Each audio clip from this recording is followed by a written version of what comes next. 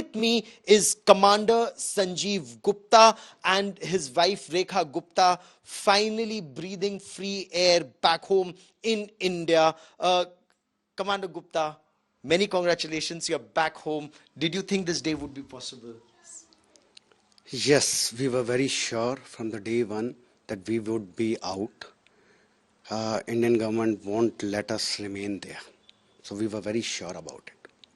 You were sure that you will come back one day, even though you were in a solitary confinement, even though you'd actually been sentenced to death. See, we were in solitary confinement, but only after 30 days we realized that what is happening, why, we are inside. But after 30 days we knew that Indian government would take us out. Were you this confident, ma'am, Rekha Gupta, Commander Gupta's wife, also with us? He was in solitary confinement, but these 18 months would have been torture even for you. I was equally in pain as he was, but I had a confidence in my Indian government, and plus Modi ji hain to Mumkin hai, and they had given all the assurance to us that don't worry. They were very supportive all this time while. So I did not have iota of doubt that they are not going to come back due to our Indian government and Modi ji and our honorable EM and plus Ambassador of India to Qatar, Mr. Vipul. Yeah. So you were working for this company called Dehra Group in Qatar, and you'd been working there for quite some time. What happened? Suddenly you were taken into custody. Did you know why were you taken into custody? No, we were not. We had no idea when we were taken in as why we are being taken in. We had no idea. It's been 4 years plus we were working in that company and in Qatar. So one day the police suddenly landed up, picked you up, and you were taken into solitary confinement. Yes. And kept there. Yes. And then?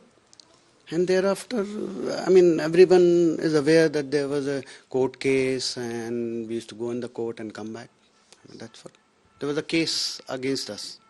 Did you get to hear the details of the case? What were the charges against you? What were you being, charged with?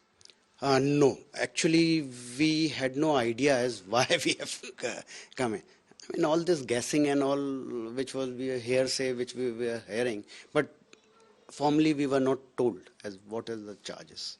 Okay. Ma'am, what about you? What did you hear of? What did you get to know what was happening, and when did you know that they'd been arrested and put in solitary? I think after 5 or 6 days, Indian Embassy informed us about this, but there was no much clarity on this. It was all told that they have taken somewhere, but we did not have much clarity, and or rest, everything was coming in the news, so we also did not know. Till now, we don't know much about this case. What is this case? So as journalists, whatever information we were also picking up, we were told it's very, very sensitive since their lives were at stake and the government was at it. What did you know of the efforts that the government was making, if at all, at that time? See, at this time, I would, whatever we were coming to know is through consular access and through family members. So we came to know that MEA is making statements, and through that they were in direct touch with the Qatari government, and all these things we came to know through the statements which were made by the ministry. You also, you and all the other Navy wives and families went and met the External Affairs Minister, Dr. Jaishankar. You met other officials in the ministry. What were you told? What was happening, ma'am? Full confidence they had given us. They said, you don't have to worry. We are working on this, and this is our objective to bring them back to their country.